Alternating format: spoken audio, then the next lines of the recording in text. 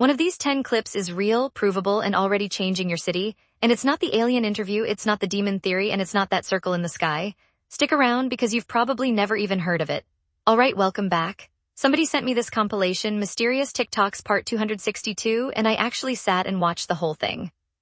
Lightning storms, theories about CERN opening dimensions, a wild 1988 interview with someone claiming to be from another planet, Masonic symbols, robots powered by fungus, some story about Beyoncé, and one part I promise matters way more than all the rest combined.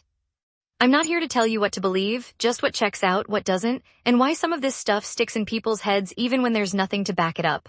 Honestly, raise a hand if you've ever watched something like this and found yourself thinking about it for days. Let's get into it. So with all this crazy stuff happening in the skies over the last couple of weeks, people have been watching these weather radars. You can look at them, you can look at lightning strikes and heat and anything weird is going to show on these radars. And there's two videos we need to look at. Someone captured a circle anomaly over the top of Mexico. This thing was huge, alright? 91,000 lightning strikes in America in 24 hours. That ain't normal, mate. So unless Thor is up there in the clouds and he's kicking off because they're not going to make another Thor movie, I don't know how to explain it. But yeah, look at these two clips. Are you seeing this? 91,373 lightning strikes in this one block. This block goes from here to here. I am beginning to believe that we are under attack. And I'm not just saying that. I believe we are under attack, some type of an attack. For this many lightning strikes to be showing up. Okay, before we go any further, 91,000 lightning strikes in 24 hours sounds insane at first glance. But here's the context no one ever gives you in these videos. A single strong storm system over the central US can put out tens of thousands of strikes in a single day. During peak storm season, nationwide totals in the hundreds of thousands aren't even rare. They just never make the news because normal weather pattern doesn't get clicks. That doesn't mean this clip isn't worth looking at. It just means that number alone isn't proof of anything weird. It only sounds scary when you don't have anything to compare it to. And that's the pattern I want you to notice through all of this. Take a real number, strip away the context, drop it right next to a word like threat or attack, and suddenly it feels like something's wrong. That strange circle in the radar image, that's a whole different story. There's no number there, just a picture, and images get misinterpreted or faked all the time. Lens flares, weather balloons, weird camera angles, and now we even have AI-generated stuff that looks totally real. I'm not saying it's fake, but saying I don't know what this is a perfectly fine answer, usually the right answer actually, before you jump to any big conclusions. But here's what really stands out to me. It's not the lightning or the circle, it's how fast the story changes. 1 second it's unusual weather, and the next it's we are under attack. That leap happens in like 4 seconds flat, and I think that jump is the real story behind this whole style of content. There's a couple more photos of these strange circles that have been seen all over the place. There's these images here that have been posted on Twitter. I don't know. It's strange though, isn't it, of what's going on. And people can see these all over the place over the last couple of days. And people are saying it's no coincidence that these have been showing up ever since CERN turned off their particle collider. And people have been saying that time is moving slower, people are sleeping better, it just feels different. So if you feel like that as well, leave a comment down below. Everyone wants to know what the hell happened in 2012. Because deep down, we all felt it. Something changed. That was the year CERN turned on the Large Hadron Collider. And they smashed particles together trying to find the God particle. But what if they did more than that? What if in that moment, they ripped a hole through the very fabric of our reality, collapsed our original universe, and some of us, just a few, shifted into the next closest reality? Think about the last 13 years. And yes, 13. That number means death and rebirth, cycles ending, dimensions folding. The Mandela effect, not just false memory. It echoes from the world we lost. Fruit of the Loom had a cornucopia. The Monopoly Man had a monocle. Nelson Mandela died in the 80s. Except he didn't. And now, the Pentagon confirms UFOs are real. Government whistleblowers saying we've recovered non-human biologics. That would have been laughable in the old world. But not here. You know what? And thinking about this makes me be scared if I didn't have faith. Like, if I didn't believe in God, I would be terrified. I actually would, because no matter where I am, if I disappear off into the abyss of space or disappear through a black hole, God's going to know where I am. I won't know where I am. Ever since 2012, it has felt different. I can agree with that. Things do feel different. And you've got all these companies messing around with particle accelerators, trying to flip and find the God particle, trying to find different dimensions, open doors. Like, this is all happening. This isn't a conspiracy. Alright, this is where things get deep, and I want to take it seriously as an idea, even if I don't buy the explanation. Ever since they turned on the Large Hadron Collider back in 2012, people have tied it to just about everything. Timeline shifts, the Mandela effect, this feeling that everything feels different now. And I get why. 2012 already had that whole end-of-the-world buzz because of the Mayan calendar hype, so anything major that happened that year just got wrapped up into that story. The Mandela effect part is actually what I find most interesting, not because I think we hop dimensions, but because it tells us something real about how our brains work. Memory isn't like a video recording that plays back exactly what happened. It's something your brain rebuilds every single time you recall it. It fills in gaps using logic and what feels right. So a cornucopia on a fruit logo feels correct because that symbol goes with abundance. A monocle on a top hat mascot feels right because we associate that look with older, wealthy characters. It's not that reality changed, it's just how memory has always worked for all of us. And that feeling that life shifted after 2012. There's a simpler explanation that doesn't require a whole new universe. Around that time, smartphones really became standard everywhere, and social media went from something you checked sometimes to how most people got their news and connected with the world. The amount of information, noise, and comparison we deal with every day skyrocketed. Of course, life feels different. You don't need physics experiments to explain that. Let me be clear, I'm not making fun of anyone who feels that shift. It's a real feeling a lot of people have. But I think the stories they tell here skip over the less exciting, but way easier to prove, reason behind it.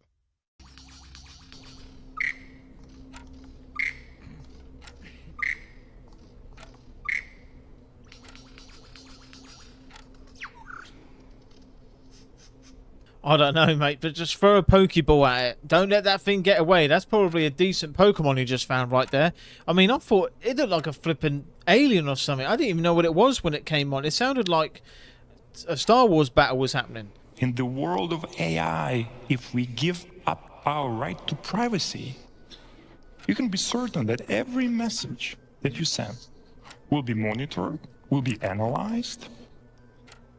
Every draft, every thought, every idea will be scored. Every relationship will be mapped. The future can become much darker and more dystopian. We are like antennas. We absorb everything. So we got to be careful what we flipping do, mate. All right? I can't sit down and watch a horror film every night because that gets to me. I ordered about 25 nightlights off Amazon in a span of 6 months from watching 2 horror films.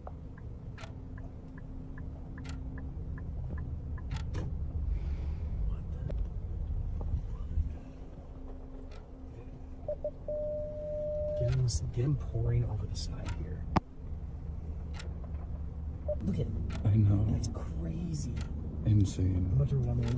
No! Is that normal? Even if I had a tablespoon of gas in my truck, I ain't getting out, mate. I ain't getting out in there. That's like one of the plagues of Egypt turning up at the gas station. I mean, you got to be having a laugh, ain't you? They just smashed 2 totally different things together here, so let's pull them apart. The point about AI and privacy, messages being tracked, drafts analyzed, patterns mapped, that's not some wild theory. That's an active conversation happening right now about data rules and how companies train their AI systems. It's one of the most grounded things said in this whole video, and it deserves way more attention than it got. Then out of nowhere, we cut to a bunch of bugs swarming around a gas station.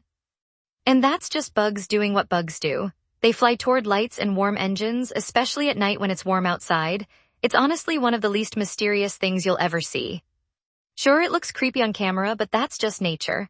I mention this because it's a trick you'll see all the time in these videos. Something real and important gets 10 seconds of screen time, and something totally ordinary gets the same dramatic music and editing to make it feel dangerous. If you watch this kind of content a lot, it helps to ask yourself, am I reacting this way because something is actually wrong or because the video made me feel like it is?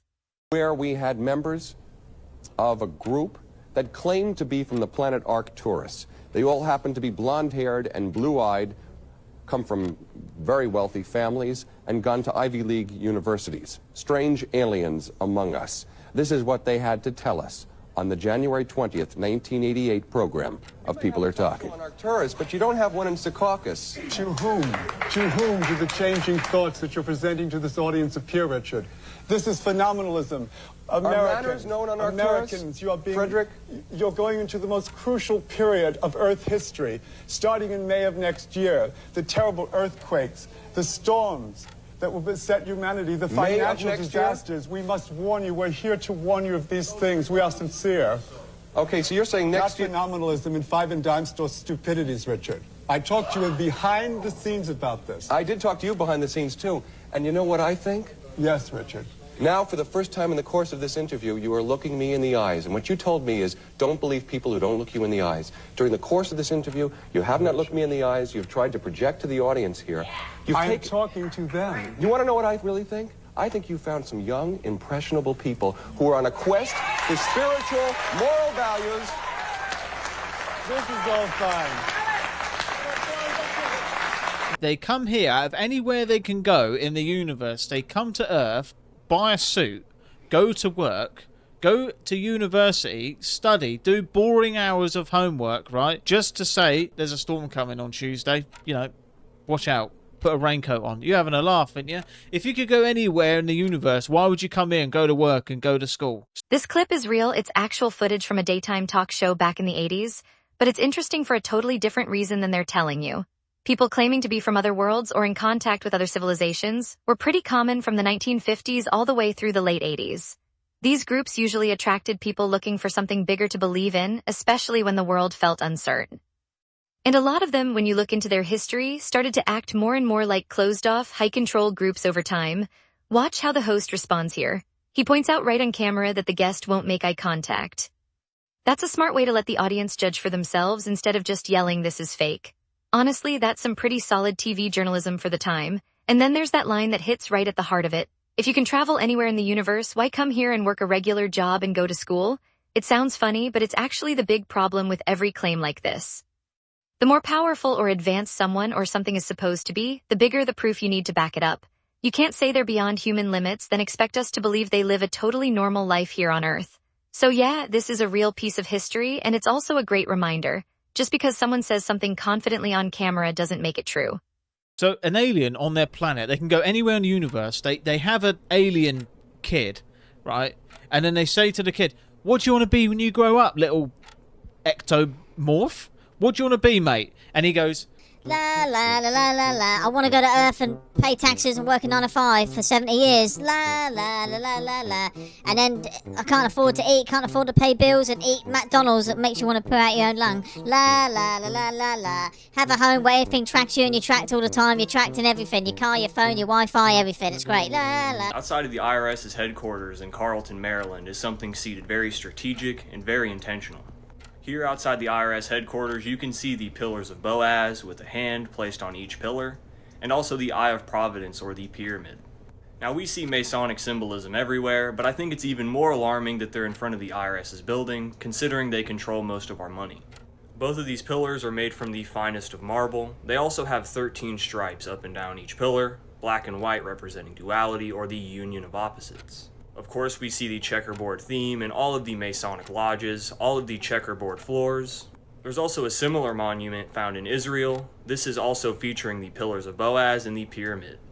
If you look at these hands, one hand is pointed upward with the other fingers closed. The other hand has all of the fingers opened, and it is pointing upward as well. I've seen a couple theories on what this means, but we know that these represent the polar opposites.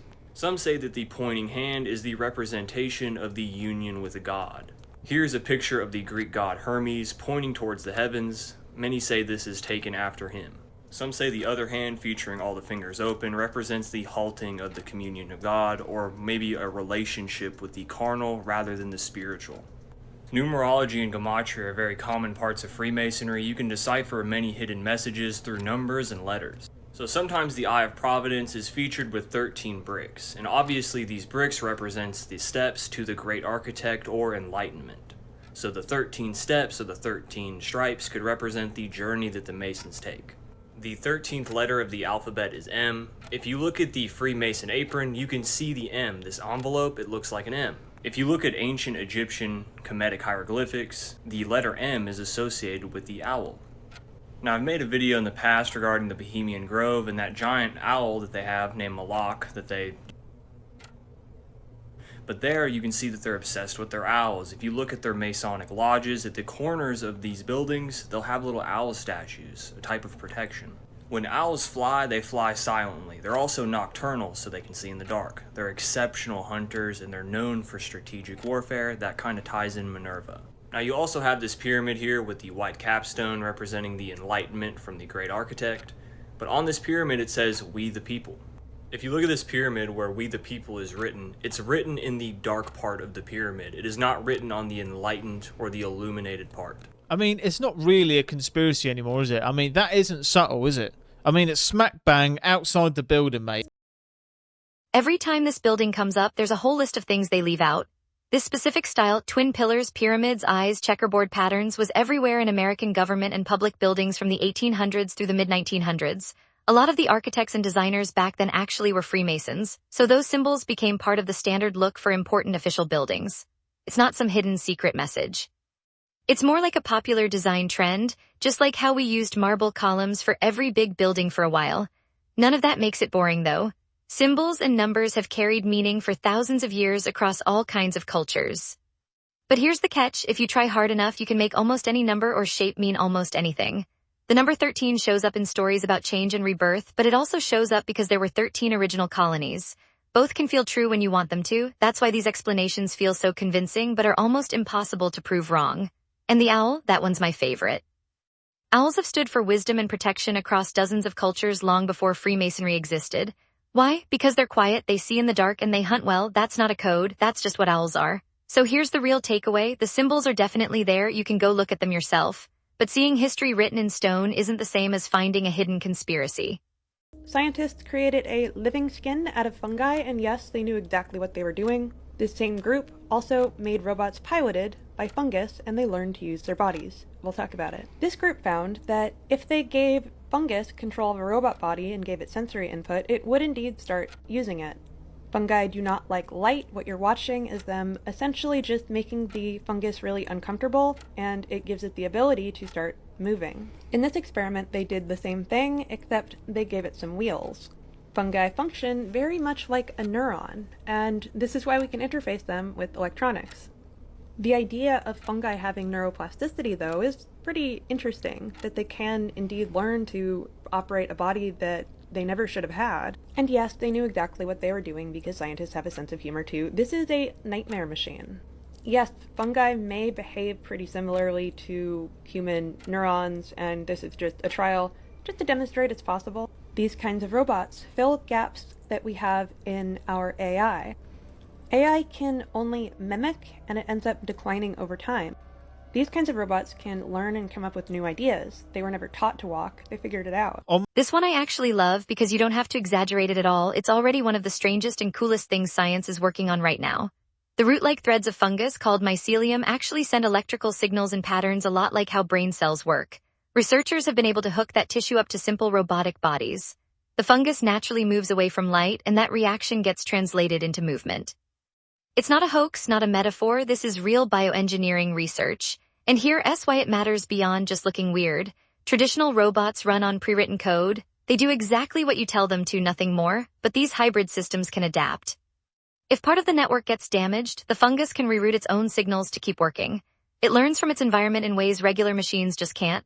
Scientists aren't building these to make a horror movie monster. They're testing whether living tissue can do certain types of processing better than computer chips. Now, the line about AI getting worse over time while these systems improve is stretching things a bit too far. That's an oversimplification on both sides. But the core idea here is solid. This is the kind of real discovery that's way more fascinating than any made-up story. My cards of expectations, I didn't think we'd get, you know, a zombie movie with the Terminator movies combined, mate. I mean, that's a new one. Yeah, people have a lot of questions about this kind of stuff, but the first one is, why are we doing this? Hello? What is the speed of thought?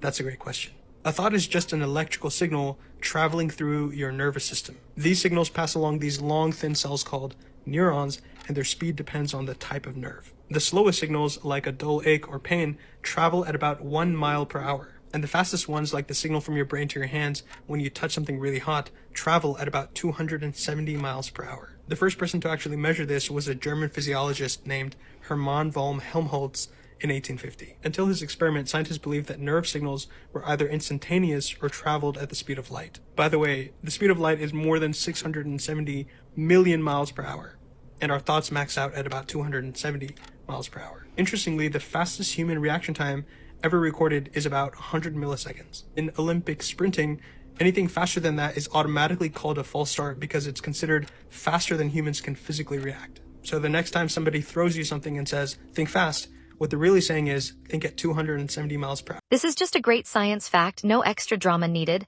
Signals moving through your nerves don't all travel at the same speed. Slow signals carry that dull ache or throbbing pain. Fast signals shoot right through thicker fibers. That's the one that makes you yank your hand away from something hot before you even fully register it. The difference in speed is huge. And Helmholtz figuring out how fast those signals actually move back in 1850, that was a game changer. Before that, people thought thoughts and nerve signals were basically instant, faster than anything you could measure. Proving they have a real speed limit completely changed how we understand the body. Here's the extra part that makes it even more interesting. Your brain makes it feel like everything happens instantly because it's constantly predicting what's going to happen next. It doesn't just wait for signals to arrive, it prepares a response ahead of time. That's why races have rules against false starts. If you react faster than the maximum speed of those nerve signals, you didn't react to the sound, you just moved early. This is the perfect example, no conspiracy required. The real science is already wild enough on its own. Yeah, I think my there you go.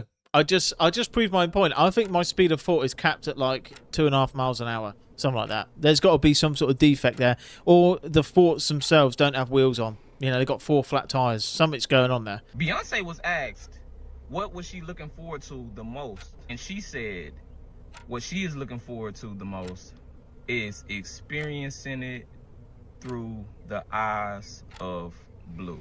I remember right before I performed, I raised my hands up, and it was kind of the first time I felt something else come into me, and I knew that was gonna be my coming out night. Now, B, it's been 10 years. 10 years. How does it feel being back? It feels surreal because my daughter's here. She was ready. She was ready. She is ready. B, what are you looking forward to most from tonight? I think it's really just experiencing this through the eyes of blue and bodies, just celebrating all bodies, all the different bodies. Different, juicy, curvy, I love thin, it. tall, whatever. Just celebrating whatever God gave you. Remember, Beyonce said that she created an alter ego for when she performed.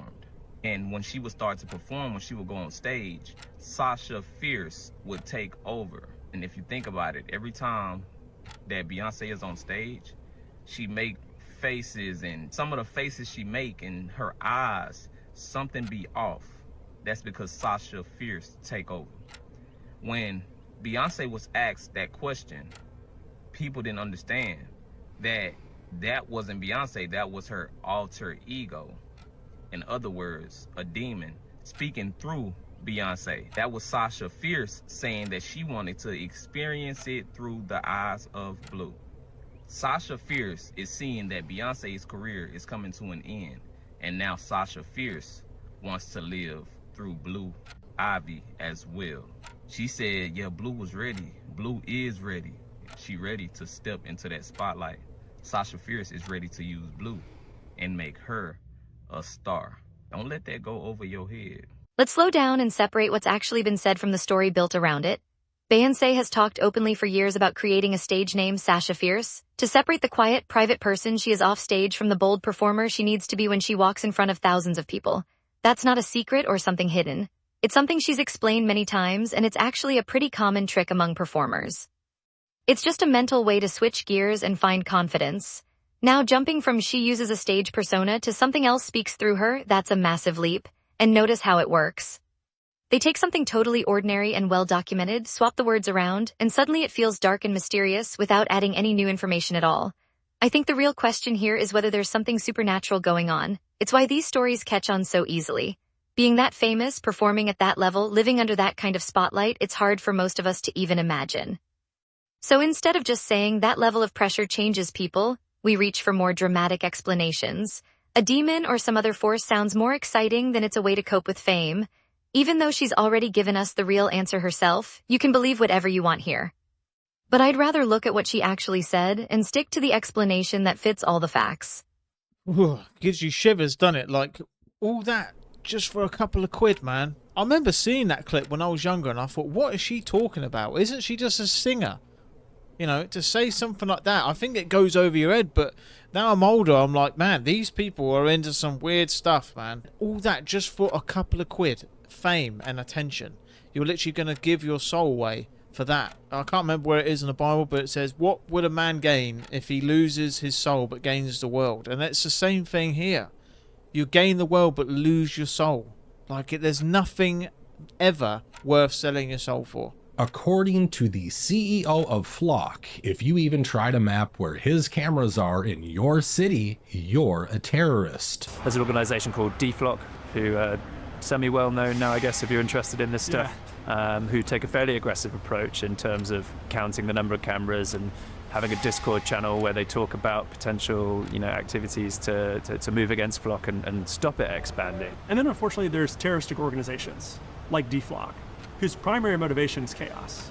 They are closer to Antifa than they are anything else. This is pretty ironic coming from the guy who proudly says he's putting hundreds of thousands of cameras across America. But to your point, we have really three broad buckets of technology. We have devices that detect evidence. So, we mentioned a camera that focuses on car.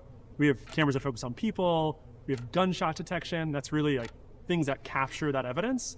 And then we have AI that decodes it. So one of the problems that we create unintentionally is, well, if you have 100 license plate readers, you now have a lot of information.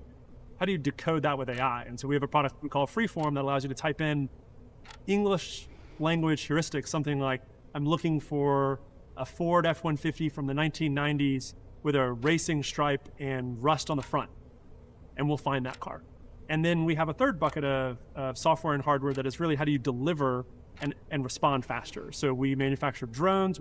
So when a 911 call comes in, instead of having to wait for an officer to show up, boom, you click a button, the drone is there in 30 seconds, in 45 seconds.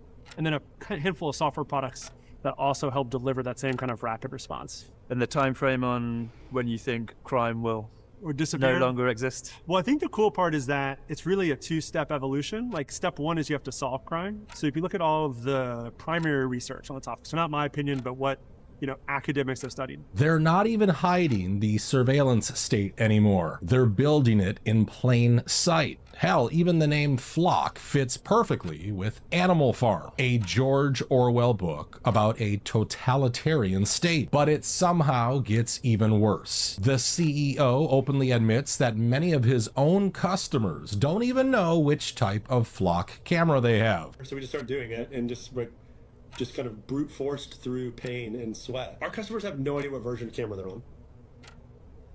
They think they have the Flock camera.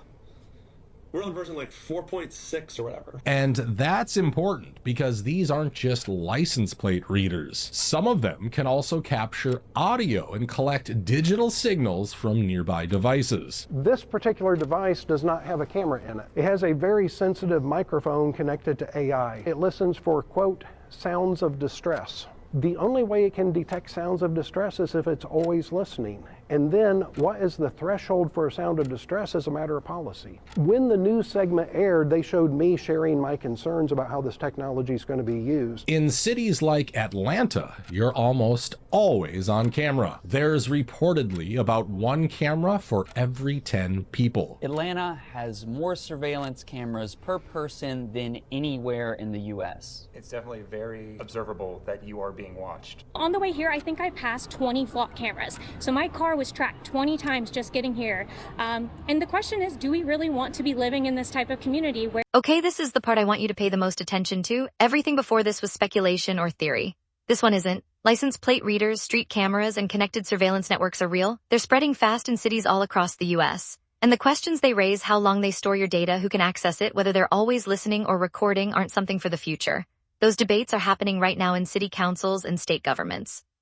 That stat about how many cameras are active in places like Atlanta, it's exactly the kind of thing you can go check yourself through public records and local news reports. Unlike those lightning numbers, there's no "that's just normal weather" explanation here. We're seeing a major shift in how public spaces are monitored, and it's happening pretty quickly without a lot of public discussion first. And watch how the CEO talks about people who raise concerns. He lumps critics in with this vague talk about threats or bad actors. That's a pretty common move. If you can make people who disagree sound dangerous, you don't have to actually answer their questions. I'm not saying every criticism is right, but when the conversation turns into, if you object, you're up to something, we stop having a real discussion. If there's one thing from this whole video worth carrying with you, maybe even bringing up at your next local meeting, it's this. Surveillance is now the answer to public safety. But here's where it gets really disturbing. The CEO keeps insisting these cameras exist to keep everyone safe. If we're successful, which knock on wood, we'll keep up that path. In 10 years from now, America as a country is a dramatically different place. It is a place where crime doesn't exist, where people are starting businesses and they're building families. And they will largely look back and they'll be, my kids will be in high school, and in the U.S. history book, there'll be a part about flock. That's insane. I never thought about that, did you? About the name flock. A flock of birds, for example. Or, a flock describes a group of animals, doesn't it? That's insane. I didn't think about it like that. Before we close this episode, I remember when I started YouTube, people used to tell me all the time, Ben, that's great, but just make sure you have something to fall back on. Always have a plan B. Make sure you fall back on something. And I never understood that when people told me that, because I was like, I don't really know what that means, because I was so invested in one thing, I didn't have time to make a plan B. Fall back on something. I fall back on my faith. But I know this isn't going to make any sense, but fall forward. Fall forward, because once you start going on a journey, you can't turn back again. I don't think it's possible for us to do that. Once you start walking that mountain, you can't go back down. So fall forward. If you fail, you learn something from that failure and you get back up and keep walking again. Think of it like that. Because I had that ingrained in my brain that if I fail, I fall all the way back down to the start. I had that mindset for a long time, that if I fail, I will lose everything. Make sure you have something to fall back on. Well, I'm telling you now, fall forward. Fall and learn from your mistakes and keep going, because don't forget the progress you've made on whatever you're doing. There's a huge amount of progress you can make when you fail, because a failure is an opportunity to learn. I failed 1,000,000 trillion times before this. I really did. And I felt like a failure my whole life. And I always felt like I failed. I always felt like I would fail. But you know what? I really changed my mindset. I really thought in those moments where I did fail and I felt bad, I used to sit at this very desk. I would sit here in this room and write down things I'm grateful for, the progress I've made, what has changed in my life since from this moment to the failure, how have I grown as a person, and that changed everything for me. So remember that. If you're on your journey right now, don't feel like you're going to fall back down the mountain. You're already halfway up. You might set up camp halfway up. You might trip and hurt yourself, but you can still keep going. Alright? The man that enjoys walking will always walk further than the man that enjoys the destination. Don't forget that. Alright? And that I hope that helps you, because that really changed my mindset for me. So yeah, let me know what you think about that down below, and I hope you enjoyed the episode, and I look forward to seeing you all again tomorrow. I want to wrap up with this last part because it feels like the most honest and human moment in the whole compilation, and it shouldn't get skipped over. The idea of falling forward instead of falling back is actually a really useful way to look at things. When we fail, it feels like we've lost everything, like we're back to zero. But the truth is, you don't unlearn what you went through. You still have the experience, the judgment, and the skills you built along the way. You're just not where you thought you'd be. Psychologists talk about this same idea. It's basically having a growth mindset. Instead of saying, I'm a failure, you think this approach didn't work, now I know what to try next. And keeping track of what still went right or what you learned, even when things are tough, that's proven to help stop that downward spiral of negative thinking. It actually fits perfectly as the ending for this whole collection, all the stuff before it tried to turn fear and uncertainty into something big and scary with no proof to back it up. This last idea. It's simple, useful, and doesn't need any conspiracy theories or hidden secrets to work. So that's part 262. And honestly, this might be one of the more interesting compilations I've looked at, not because of aliens or curses or other dimensions, but because it makes the difference clear. Which parts are just fun to wonder about and which parts actually matter? The lightning, the circles, the Mandela effect, cool to think over, but a quick search shows they don't hold up. The fungus robots and how fast our nerves work. Those are real and honestly way stranger than fiction. But that surveillance segment, that's the one you should walk away thinking about because it's not a possibility, it's already in your neighborhood. The ideas that feel the most dangerous here weren't the ghosts or demons. They were the ones that felt boring, like just another policy change. Those are the ones we usually forget to check up on. So here's my question, out of everything we talked about, which feels more unsettling to you? A, that strange circle over Mexico, B, the story about Beyoncé and her stage persona, C, all those symbols outside the IRS building, or D, the growth of surveillance cameras? Drop just the letter in the comments, I read every single one. If you like breaking these down and separating fact from noise, hit that like button, subscribe, and turn on notifications. Next time you see a video pop up with a scary number or image, take 5 minutes. Look it up yourself. The real answer might not give you chills, but it's almost always way more interesting. See you next time.